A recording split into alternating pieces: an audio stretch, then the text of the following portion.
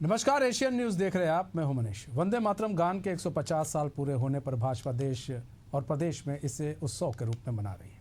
मुख्यमंत्री डॉक्टर मोहन यादव ने भोपाल के शौर्य स्मारक वंदे मातरम के मूल स्वरूप में सामूहिक गायन के एक अभियान को शुरू किया। हिंदी, तमिल और मलयालम भाषा में राष्ट्रीय गीत गाया गया। आयोजित कार्यक्रम में मुख्यमंत्री डॉक्टर मोहन यादव के साथ बीजेपी के बड़े नेता मौजूद रहे। कार्यक्रम को संबोधित करते हुए मुख्यमंत्री डॉक्टर मोहन यादव ने कहा कि वंदे मातरम का मूल मंत्र हमको ललायत करता रहता है। हर एक देश में जब आज़ादी मिली है तब इन शब्दों से नए प्रकार का स्पंदन होता है। 150 साल पुराना वो गीत जिसने हमें आज़ादी दिलाई।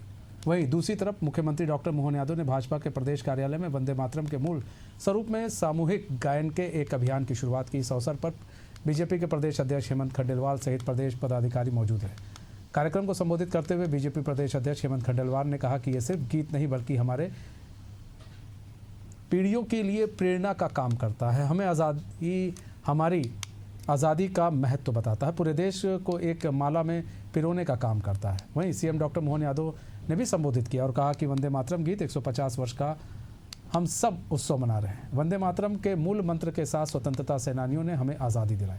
वंदे मातरम गीत के जरिए पूरा देश एक हो गया। कांग्रेस ने देश को बांटने का काम किया। सनातन संस्कृति ने हमारे देश को सशक्त बनाया है। चलिए आपको सुनवाते हैं क्या कुछ कहना है मुख्यमंत्री का। अप्रतिम गीत जिसने न केवल आज़ादी की अलख जगाई बल्कि लगभग 150 साल तो हमारे लिए वो जो एक तरह से मंत्र के नाते से उस 19वीं शताब्दी से शुरू हुई यात्रा गुरुवर रविंद्रनाथ टैगोर ने 1896 में उसको स्वर दे करके पुनर्स्थापित करते हुए पूरे क्रांतिकारियों सहित सबके मन में जिस संकल्प की पूर्ति की, उसको बदलते दौर में हमने सबने भगत सिंह को फांसी के फंदे पे चढ़ते देखा, चंद्रशेखर आजाद को अपनी शहादत देते देखा। अलग अलग प्रकार के हर एक हमारे आज़ादी के संघर्ष में वंदे मातरम का मूल मंत्र जैसे जीवन प्राण बन करके हमको लालायित करता रहा है। भारतीय जनता पार्टी और आरएसएस के विचारधारा ने कभी भी देश को आज़ादी की लड़ाई में हिस्सा लेने वाले लोगों का साथ नहीं दिया, अंग्रेजों का साथ दिया है। देश जब आज़ाद हो गया तो राष्ट्रपिता महात्मा गांधी की हत्या के बाद अब आप ये राष्ट्रपिता महात्मा गांधी को अपना कहने के लिए अपनाने की बात करते हैं, ये सरदार वल्लभ भाई पटेल को अपना मानने की बात करते हैं, जिन्होंने आरएसएस पे बैन लगाया था गृह मंत्री रहते हुए। अरे भाई, वंदे मातरम राष्ट्रगीत का तक तो आपने हमेशा अपमान किया है, उसको स्वीकार नहीं किया है। तिरंगा झंडा आपने अपनी आरएसएस की संस्था पर बरसों नहीं फहराने दिया, आपने रोक के रखा। संविधान का आपने हमेशा विरोध किया।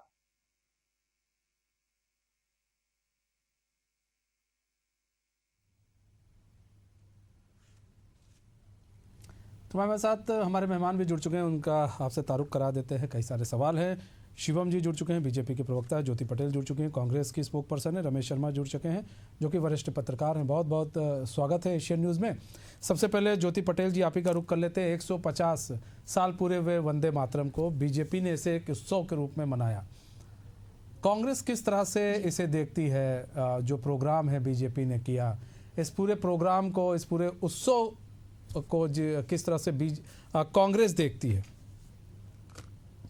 देखिए, आप सभी को पहले तो नमस्कार। वरिष्ठ पत्रकार शिवम जी को, आप नवीन जी, आप सभी को नमस्कार। सभी दर्शकों को भी मेरा बहुत बहुत नमस्कार। देखिए, आज वंदे मातरम गीत को 150 वर्ष पूर्ण हो चुके हैं।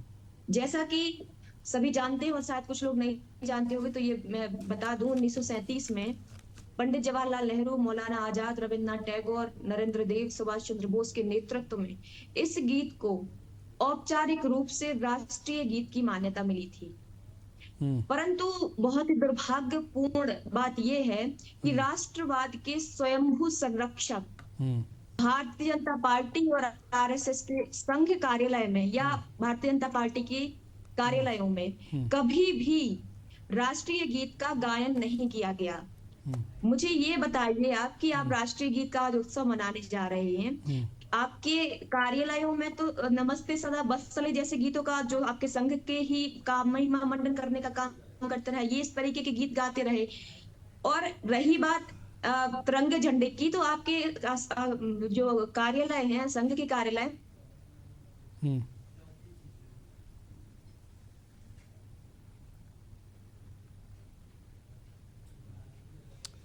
लगता है ज्योति जी से हमारा संपर्क टूट गया। शिवम शुक्ला जी, आप लोगों ने 100 जी जी चुराने का काम कर रहे हैं। आजादी के महानायकों को मैं कहना चाहूंगी, चुराने से कुछ नहीं होगा। आजादी के महानायकों की जो विचारधारा थी, उनका जो व्यक्तित्व था, उनका जो बलिदान था, उनका जो संघर्ष था, उसको आत्मसात करने की जरूरत है। इस तरीके के आप ये पूरी जनता जानती है, पूरा देश जानता है, पूरी दुनिया जानती है कि भारतीय जनता पार्टी की जो शाखा है आरएसएस, उसका किस तरीके से आजादी में योगदान रहा है, किस तरीके से हेडगेवार गोलवलकर जी जो रहे हैं, वो किस तरीके उन्होंने आजादी अंग्रेजों का साथ देकर के इस देश के साथ गद्दारी करने का काम किया। ये किसी पूरे देश से की बात छुपा कर रहे नहीं हैं है। मैडम, कैसे उन्होंने अंग्रेजों का साथ दिया था? जी जी, इतिहास को भी पढ़िए, कैसे हेडगेवार ने अंग्रेजों का साथ दिया था? जी देखिए, आप मुझे इस बात को आपको बताने की जरूरत नहीं है कि किस तरीके से सॉफ्ट रवैया था अंग्रेजों का इनके प्रति। इनके जो संघ चालक थे, उसका किस प्रकार से अंग्रेजों का सॉफ्ट रवैया था, किस तरीके से ये लोग अंग्रेज जो थे भारतीयों पर पूरी तरीके से अत्याचार करने का काम करते थे, और किस तरीके से आरएसएस के प्रति सॉफ्ट रवैया था, ये किसी से छुपा नहीं है। लगातार आरएसएस के लोग संविधान का विरोध करते रहे, लगातार ये लोग किस तरीके से महात्मा गांधी जी की हत्या करने में शामिल रहे, ये सरदार पटेल जी ने खुद ही कहा है अपने शब्दों में। और किस तरीके से सरदार पटेल ने आरएसएस पर बैन लगाया था, ये भी किसी से छुपी हुई बात नहीं है। तो आजादी के महानायकों को चुराने का काम मत करिए। आजादी की जो संघर्ष था, उसकी विरासत है, उसको चुराने का काम मत करिए। उनकी व्यक्तित्व को, उसकी विचारधारा को आत्मसात करने की जरूरत है इनको। ठीक है शिवम शुक्ला जी, अब जवाब दे दीजिए। हेडगेवार के बारे में उन्होंने बोला कि वो तो किस तरह से उन्होंने अंग्रेजों का साथ दिया, अंग्रेजों के साथ थे। अब ये थ्योरी कहाँ से निकली, अब वो तो बताएंगे। आप बताइए कितना साथ देते थे अंग्रेजों का? देखिए वर्मा जी, सबसे महत्वपूर्ण बात यह है कि ज्योति जी अभी जो बातें कर रही थी वह तथ्यों से पूरी तरीके से दूर है। सबसे महत्वपूर्ण चीज यह है कि डॉक्टर हेडगेवार जब स्वाधीनता का आंदोलन चल रहा था, तो वह स्वयं कांग्रेस, जो कि उस आंदोलन का सबसे बड़ा एक अम्ब्रेला ऑर्गेनाइजेशन था, तमाम तरीके के अंतर विरोधों के बावजूद कांग्रेस के माध्यम से ही नागपुर कांग्रेस कमेटी को एक सक्रिय कहीं ना कहीं पदाधिकारी थे, और वहां पर हर संभव तरीके से वो लगातार स्वाधीनता आंदोलन को बल देने का काम कर रहे थे। लेकिन कांग्रेस पार्टी ने जिस प्रकार से आजादी की लड़ाई के दौरान अपने मूल एजेंडे से कॉम्प्रोमाइज हुए, सनातन और जो हिंदू आस्था के हित थे उनको पूरी तरीके से पीछे छोड़ करके स्वाधीनता के संघर्ष को गलत दिशा में डाइवर्ट किया, चाहे खिलाफत आंदोलन के समर्थन करने का विषय हो या सेपरेट इलेक्टोरेट में हमने देखा किस प्रकार का एक पूरा इशू आया था। उन तमाम चीजों को परिणाम स्वरूप वो कांग्रेस पार्टी से खिन्न हुए, और इसका जो अंग्रेजों के विरुद्ध संघर्ष था उससे तो जुड़े रहे, लेकिन कांग्रेस पार्टी के जो क्रियाकलाप थे उससे उन्होंने स्वयं को दूर कर लिया। इसके अतिरिक्त भी राष्ट्रीय स्वयंसेवक संघ के तमाम पदाधिकारी गण जो स्वाधीनता के आंदोलन में निजी कैपेसिटी में अलग अलग तरीके से संघर्ष कर रहे थे, उन्होंने कभी श्रेय लेने की राजनीति नहीं की, और कांग्रेस पार्टी और उसके जैसे संगठनों का उल्टा सपोर्ट करने का काम किया। लेकिन कांग्रेस पार्टी ने इस पूरी लड़ाई के दौरान सिर्फ और सिर्फ राजनीतिक सत्ता को प्राप्त करने के लिए देश के हितों से कई बार कॉम्प्रोमाइज किया। और उसी की कड़ी में वंदे मातरम की जब हम बात करें, जो हमारा राष्ट्रीय गीत है, तब भी हमने देखा कि आज के देश में जब वंदे मातरम को कहा जाता है तो कांग्रेस पार्टी कहती है कि इस्लाम में तो यह हराम है, तो संख्यक वर्ग को कैसे विवश किया जा सकता है बोलने के लिए। तो कांग्रेस पार्टी को यह की आवश्यकता है कि राष्ट्रीयता से ऊपर कोई भी मजहब नहीं हो सकता। संवैधानिक भावना और संविधान में जो हमारे राष्ट्रीय गौरव के विषय हैं उनके ऊपर कोई भी इस प्रकार की चीज नहीं हो सकती। और इसमें बहुत ध्यान देने के साथ भारतीय जनता पार्टी की सरकारें, भारतीय जनता पार्टी का संगठन लगातार राष्ट्रवाद को लेकर के आगे बढ़ता है। दूसरा, इन्होंने कहा कि सरदार पटेल जी ने आरएसएस पर बैन किया इत्यादि चीजें की, इनको ध्यान होना चाहिए। उसी राष्ट्रीय सेवक संघ को बकायदा इस देश की न्यायपालिका पर विश्वास है जो संविधान सम्मत तरीके से है, तो उसी ने महात्मा गांधी जी की हत्या में किसी भी आरएसएस के पदाधिकारी को दोषी नहीं पाया, सबको बरी करने का काम किया। उल्टे राजनीतिक षड्यंत्र के कारण कांग्रेस की सरकारों ने इस प्रकार का एक दुष्प्रचार करने का काम किया और तमाम तरीके से संघ के ऊपर प्रतिबंध लगाने का षड्यंत्र रचा। और उसी राष्ट्रीय स्वयंसेवक संघ के स्वयंसेवकों को लाल किले की परेड में जवाहरलाल नेहरू जी ने अपने से आमंत्रित किया और उनको वहां पे परेड में सम्मिलित किया। ये तमाम चीजें दिखाती हैं सरदार पटेल के भी क्या भाव थे, वो तमाम उनका जब आप पूरा अध्ययन पढ़ेंगे, उनका वांग्मय पढ़ेंगे तो आरएसएस के बारे में वो किस प्रकार की सकारात्मक भावना को रखते थे। राष्ट्रपिता बापू के भी इसी प्रकार के विचार थे। तो संघ ने कभी राजनीति न करने के बजाय समाज और संस्कृति को दिशा देने का काम किया और यही कारण है कि आज भी राष्ट्रीय स्वयंसेवक संघ इस देश के सबसे बड़े राजनीतिक और जो राष्ट्रीय चेतना है उसका एक कहीं ना कहीं सबसे मजबूत तैयार एक जो हम उसको बोलते हैं लेबोरेटरी है, जहां से हम देखते हैं कि आज असंख्य संख्या में राष्ट्रवादी इन तक निकल करके आते हैं और समाज को दिशा देने का काम करते हैं। ज्योति पटेल जी, हेड गेवार की आपने बात की, उनका इतिहास कभी आपने पढ़ा? जी, कांग्रेस में वो सक्रियता थे, वो कांग्रेस से भी जुड़े थे, आपको शायद नहीं मालूम है तो बता दें आपको मैं। वो कांग्रेस से भी जुड़े थे, असहयोग आंदोलन में भी उन्होंने भाग लिया था। भारतीय जनता पार्टी से कांग्रेस से जुड़े थे, इसमें कोई दो राय नहीं है। हाँ, अब सुन लीजिए, अब पूरे में सुन लीजिए। असहयोग आंदोलन में भी उन्होंने भाग लिया, सत्याग्रह और जेल यात्रा में भी वो रहे, अनुशीलन समिति में वो सक्रियता उन्होंने दिखाई, राष्ट्रीय निर्माण और आत्मनिर्भरता मैंने 1925 में आरएसएस की स्थापना के बाद उन्होंने स्थापना की थी। ठीक है, हर एक उस चीज़ में उन्होंने भाग लिया जिसमें भाग लेना चाहिए था, देश को आज़ादी मिलनी चाहिए थी। ये किस बुक में लिखा था, किस किताब में? नहीं सब मैडम आप सुनिए ना, अब ऐसे थोड़ी ना होता कि आप कुछ भी बोलेंगे और देश को बताएंगे आप। ठीक है, ऐसे आरोप लगेंगे तो बहुत सारे आरोप लगेंगे, आपके नेताओं पर भी आरोप लगेंगे, आपके नेताओं पर भी आरोप लगेंगे। देखिए, जो स्वर्गीय बड़े नेता हैं हमें उनका सम्मान करना चाहिए। ठीक है, हमें जवाहरलाल नेहरू का भी सम्मान करना चाहिए। उन्होंने भी अंग्रेजों का शासन देखा है, ऐसा नहीं है कि नहीं देखा है। ज्योति पटेल जी देखा है ना अंग्रेजों का शासन, तो हम क्या कहें उसको, क्या समझे? अंग्रेजों के साथ उठते बैठते थे, हम क्या कहें उसको? देखिए, मुझे तो ये समझ नहीं आ रहा मनीष जी कि आपको इतना बुरा क्यों लग रहा है। बुरा इस बात पे लगता है कि आप लोग इतिहास को या तो फिर खंगालें, किसी भी ऐसे नहीं अर्धज्ञानी अच्छी बात नहीं है। मैं किस्सा सुनाना चाहूंगी आपको, बहुत ही तथ्यात्मक तरीके से जो बात इतिहास में दर्ज है, मैं उसका एक किस्सा सुनाना चाहूंगी। एक आरएसएस के कुछ लोग थे उस समय पर, 1930-31 की बात है, हेडगेवार जी के पास गए और उन्होंने कहा कि हम स्वतंत्रता संग्राम की जो लड़ाई चल रही है हम उसमें हिस्सा लेना चाहते हैं। जो वो लोग गए थे जो आरएसएस के शाखाओं में काम करते थे, तो उन्होंने कहा कि हम जो है आरएसएस स्वतंत्रता संग्राम की लड़ाई में हिस्सा लेना चाहते हैं। तो इस तरीके से हेडगेवार ने उनको पूरी तरीके से रोका और उन्होंने ये कहा, उन्होंने उनको भड़काने का काम किया और उन्होंने कहा कि यदि आप इस लड़ाई में शामिल होंगे तो आपको जेल जाना पड़ेगा, आप सबको जेल जाना पड़ेगा और आपकी व्यवस्था आगे की क्या होगी, किस किताब में और कहाँ लिखा है? किस किताब में, किसने? मैं बिल्कुल किताब का उल्लेख कर दूं, मेरे पास नहीं है, लेकिन मैं इसको तथ्य सहित बता रही हूँ आपके चैनल के माध्यम से। तथ्य कहाँ से आए भाई? तथ्य तो पूछेंगे ना, हमारे पास कुछ, देखिए हम बात कर रहे हैं, हवाई बात नहीं करेंगे, हवाई बात नहीं करेंगे। ठीक है, आपने कहा, हम कह रहे हैं आपने जो कहा बिल्कुल सही है, आपने जो कहा हम आपके तथ्य को मान रहे हैं। सुनिए ना मैडम,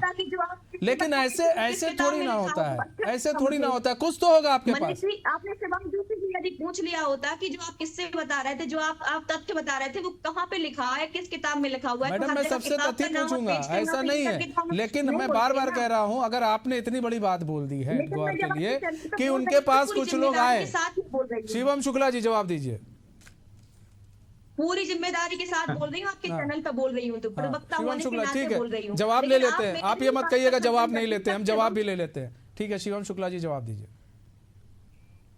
देखिए, सबसे महत्वपूर्ण चीज यह है कि जब ये इस प्रकार की बात कर रही हैं कि आजादी की लड़ाई और हेडगेवार जी के पास लोग गए और कहा कि सम्मिलित होना चाहते हैं, तो सबसे महत्वपूर्ण चीज यह है उस समय पे जो हमारे प्रथम परम पूज्य आद्य सर संघचालक थे, उन्होंने स्पष्टता के साथ कहा कि भारतीय जनता राष्ट्रीय स्वयंसेवक संघ या जो हमारे अनुवांशिक संगठन है वह किसी भी रूप में संगठनात्मक रूप से आजादी की लड़ाई का हिस्सा नहीं बनेंगे, क्योंकि आजादी की लड़ाई कांग्रेस पार्टी जैसे संगठनों के अम्ब्रेला के नीचे लड़ी जा रही थी। तो ऐसे मगर अन्य संगठन भी उसमें श्रेयवाद की राजनीति में पड़ते तो आजादी का जो संघर्ष था वो कमजोर पड़ता। तो सभी की एकजुटता के साथ यह मानना था कि कोई भी व्यक्ति किसी भी संगठन से जुड़ा हो, किसी भी राजनीतिक परंपरा, किसी भी राजनीतिक मान्यता को मानता हो, सभी एकजुट होकर के संगठन की ओर से लड़ाई लड़ने के बजाय सभी आजादी की लड़ाई में अपने हिस्से का हर संभव तरीके से योगदान दे। तो राष्ट्रीय स्वयंसेवक संघ के असंख्य स्वयंसेवकों ने आजादी की लड़ाई में, स्वाधीनता के संघर्ष में अपने कर्तव्यों का, अपने प्राणों तक का उत्सर्ग किया। वहीं कांग्रेस पार्टी सिर्फ और सिर्फ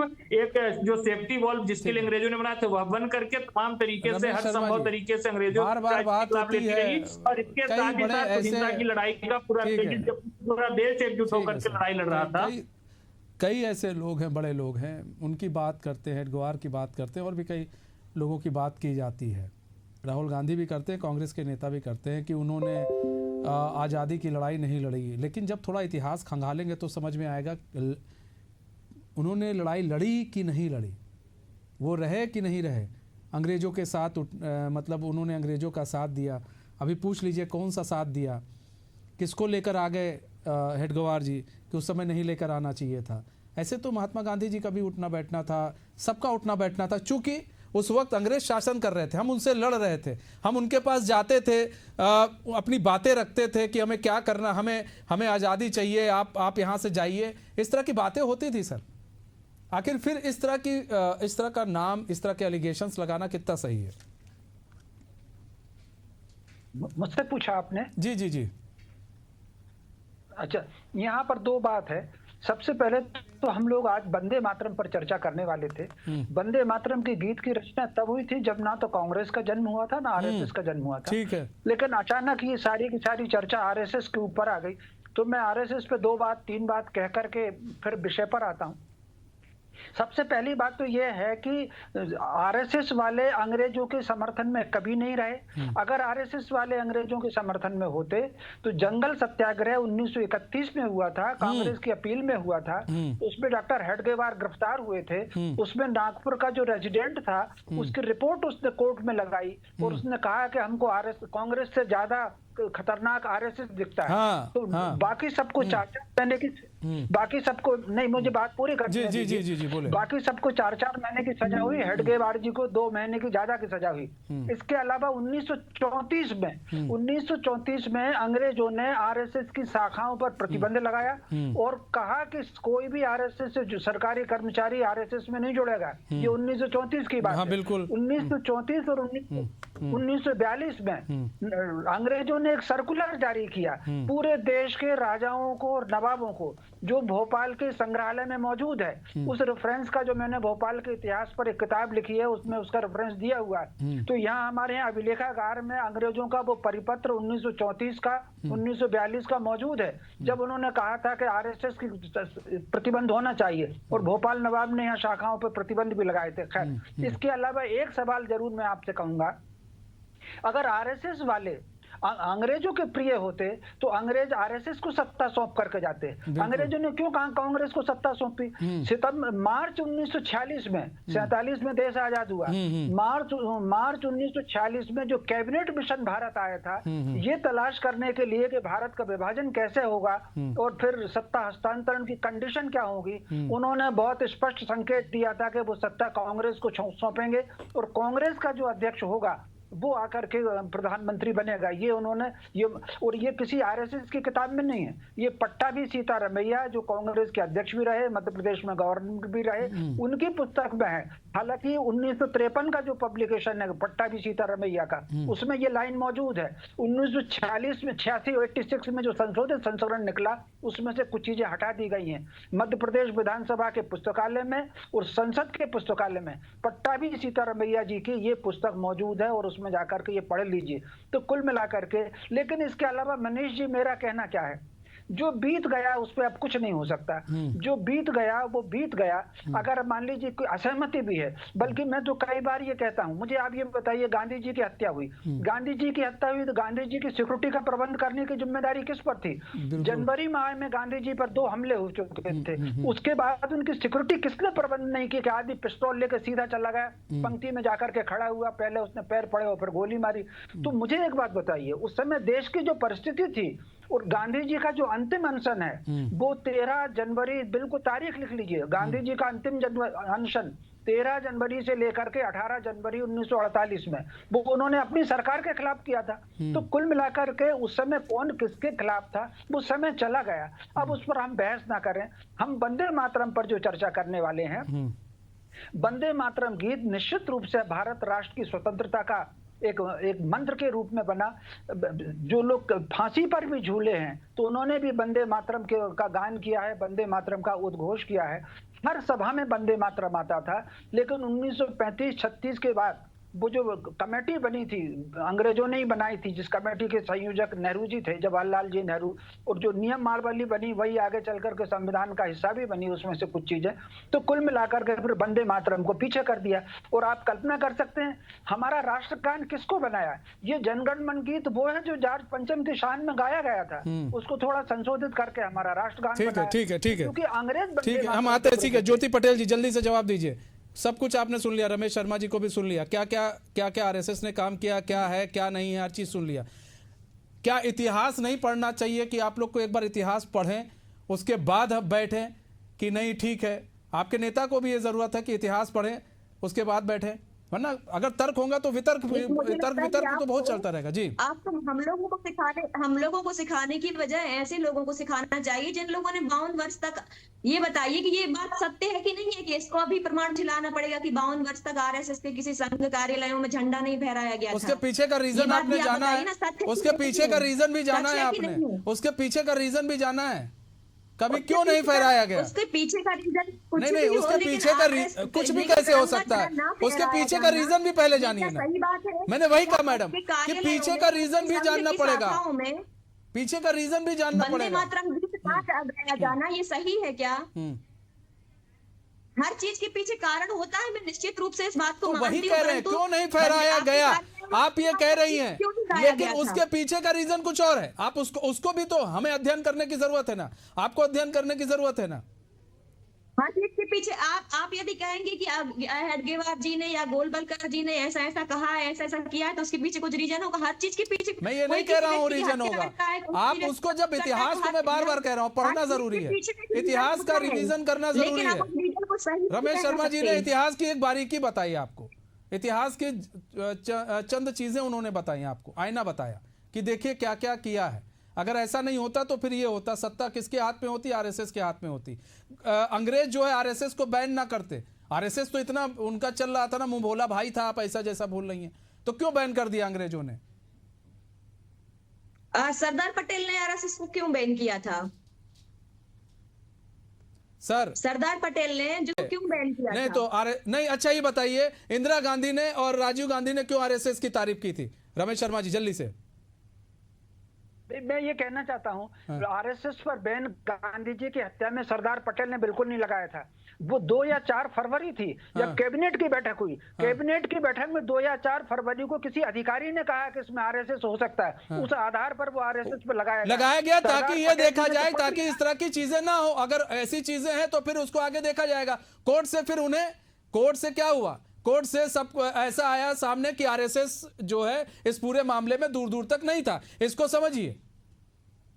जी रमेश जी। मनीष जी एक लाइन, भाई कपूर आयोग बना, कपूर आयोग इंदिरा जी ने बनाया था, ये जुडिशियल आयोग था, उसकी जांच हुई और उसने कहा कि आरएसएस का कोई उसमें हाथ नहीं था। उस वक्त तो कांग्रेस की सरकार, फिर कहीं ना कहीं आरएसएस की बड़ी तारीफ भी की गई, आप ही के नेताओं ने किया, कोई और ने नहीं किया। फिलहाल समय कम है, बहुत बहुत धन्यवाद आप सभी लोगों का हमारे साथ जुड़ने के लिए और अपना बहुमूल्य समय हमें देने के लिए। तुम्हारा इस खास पेशकश बस इतना है, मुझे दीजिए इजाजत, तो खबरों के साथ बने रहने के लिए देखते रहिए एशियन न्यूज़। नमस्कार।